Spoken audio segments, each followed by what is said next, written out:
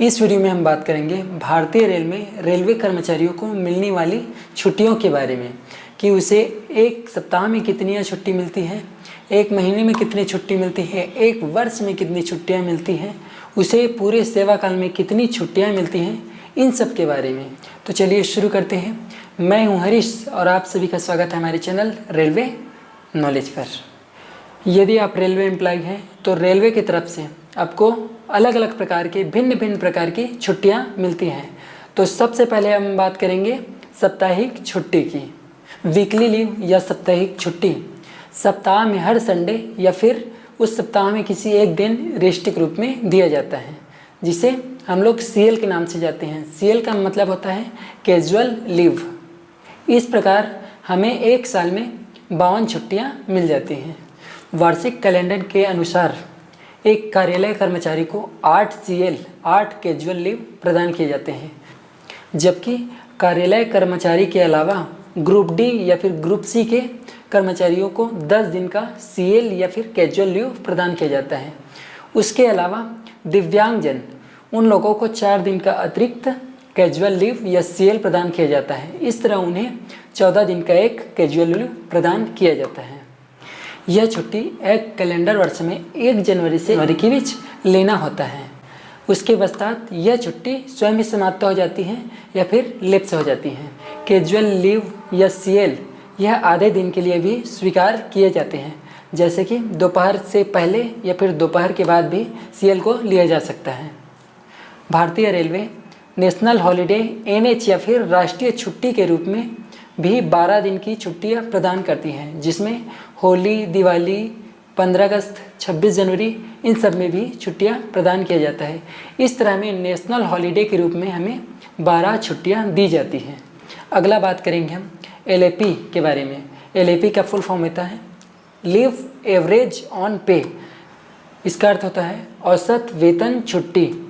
LAP एक वर्ष में 30 दिन के लिए प्रदान किया जाता है, जो एक कैलेंडर वर्ष में 1 जनवरी से 30 जून तक 15 दिन के लिए तथा 1 जुलाई से 31 दिसंबर तक 15 दिन के लिए दिया जाता है। इस तरह 15 दिन के लिए एक वर्ष में 30 LAP प्रदान किए जाते हैं।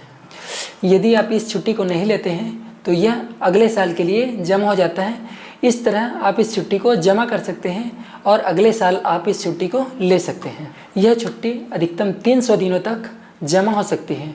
उसके बाद इसे नकदीकरण करवाना पड़ता है, जो हम आगे इस वीडियो में समझाएंगे। और यदि यह छुट्टी आप उपयोग करना चाहते हैं तो एक बार में 180 दिन या फिर लगभग 6 महीने का आप छुट्टी एक साथ यूज कर सकते हैं। इस प्रकार हमें साप्ताहिक छुट्टी के रूप में एक साल में 52 छुट्टी मिल जाती है। उसी प्रकार LAP के रूप में हमें 30 छुट्टियाँ मिल जाती है, जबकि CL के रूप में हमें 10 छुट्टियाँ मिल जाती हैं और NH के रूप में राष्ट्रीय छुट्टी के रूप में हमें 12 दिन की छुट्टियाँ मिल जाती है। अगर हमें इसे टोटल करना चाहें तो यह होता है लगभग 104 दिन का। इसके अलावा भी भारतीय रेल में कई प्रकार की छुट्टियाँ दी जाती हैं, जो आप आगे देख सकते हैं। अगले नंबर पर बात करेंगे हम LHAP के बारे में, जिसका फुल फॉर्म होता है हाफ लीव एवरेज ऑन पे। कहने का मतलब है कि अर्ध वेतन छुट्टी।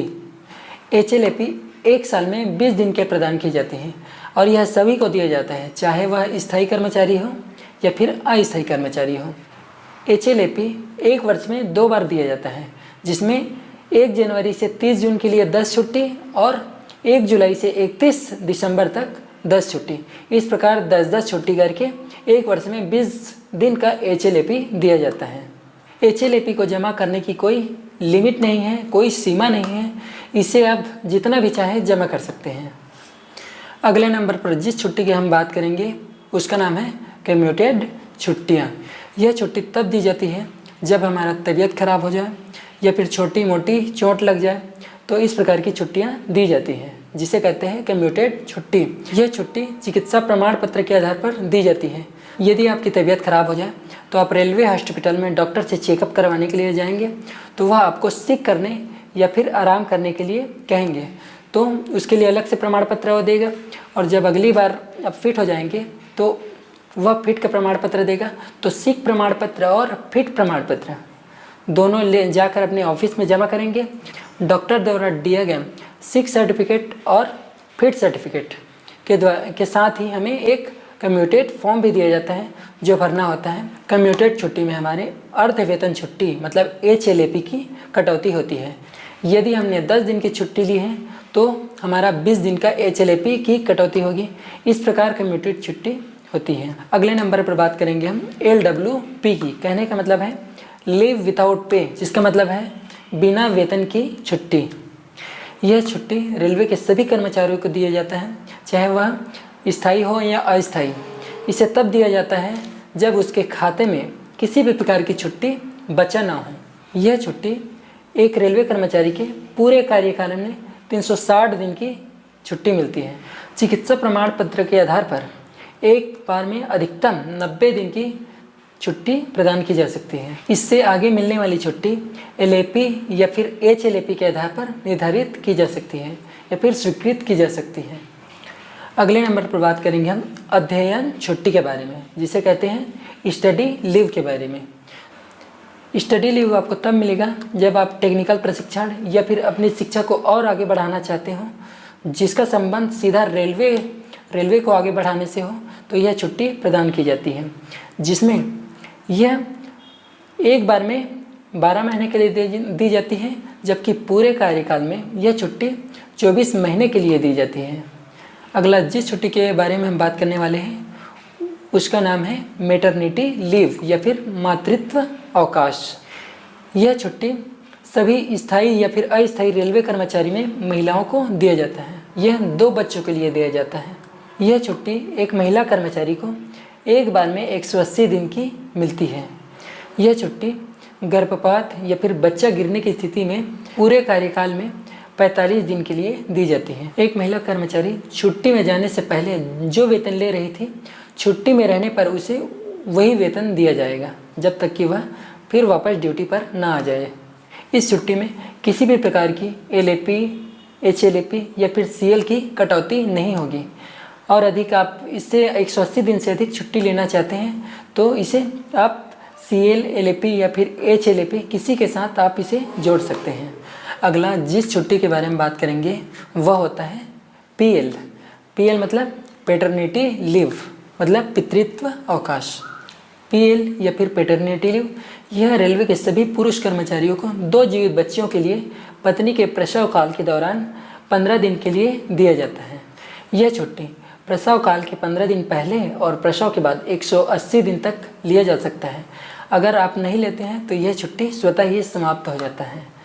पैटर्निटी लीव या PL 15 दिन की छुट्टी एक ही बार में आपको लेना पड़ता है, इसे अलग अलग नहीं लिया जा सकता। जब भी आप छुट्टी लेंगे तो आपके खाते से किसी भी प्रकार की छुट्टी की कटौती नहीं होगी, चाहे वह CL, LAP या फिर HLAP हो।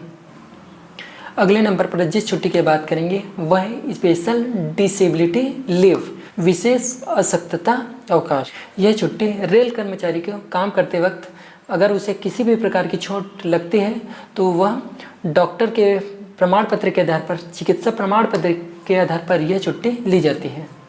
यह छुट्टी 24 महीने या 2 साल के लिए स्वीकृत की जाती है। इस प्रकार की छुट्टी में खाते से किसी भी प्रकार की छुट्टी की कटौती नहीं होती। अगले नंबर पर हम जिस छुट्टी की बात करेंगे वह है इंजर्ड ऑफ ड्यूटी। कहने का मतलब है IOD, इसे अस्पताल अवकाश भी कहते हैं। IOD ग्रुप D और ग्रुप C के कर्मचारी को दिया जाता है। यह छुट्टी रेल कर्मचारियों को काम करते समय चोट लगने या फिर किसी भी प्रकार की बीमारी को उपचार करने के लिए यह छुट्टी प्रदान की जाती है। यह छुट्टी डॉक्टर के प्रमाण पत्र, चिकित्सा प्रमाण पत्र द्वारा स्वीकृत किया जाता है। यह छुट्टी पहले 120 दिन औसत वेतन के बराबर औसत छुट्टी मिलेगी और आगे की छुट्टी अर्ध वेतन के हिसाब से आपको वेतन दिया जाएगा। यह छुट्टी किसी भी प्रकार के खाते से नहीं काटी जाती। यह छुट्टी किसी भी प्रकार की छुट्टी के साथ जोड़ा जा सकता है और अधिकतम यह 28 महीने से अधिक नहीं होना चाहिए। अगले नंबर पर हम जिस छुट्टी की बात करेंगे वह है CCL चाइल्ड केयर लीव। अगर हिंदी में बोले तो शिशु देखभाल अवकाश। एक रेलवे महिला कर्मचारी को यह छुट्टी 2 बच्चों के लिए प्रदान किया जाता है। एक सक्षम अधिकारी द्वारा यह छुट्टी 2 वर्ष या फिर 730 दिन के लिए स्वीकृत की जा सकती है। यह छुट्टी टुकड़ों में भी ली जा सकती है। यह छुट्टी कम से कम 5 दिन का एक साथ लेना जरूरी है। CCL एक साल में 3 बार ले सकते हैं। CCL या फिर चाइल्ड केयर लीव यह पुरुष रेलवे कर्मचारी को भी दिया जाता है जो केवल सिंगल पेरेंट हो। उन्हें अपने 2 बच्चों की देखभाल के लिए यह छुट्टी प्रदान की जाती है। अगला हम छुट्टी का नकदीकरण कैसे करवा सकते हैं उसके बारे में आइए जानते हैं। LAP 300 से अधिक दिन चाहिए।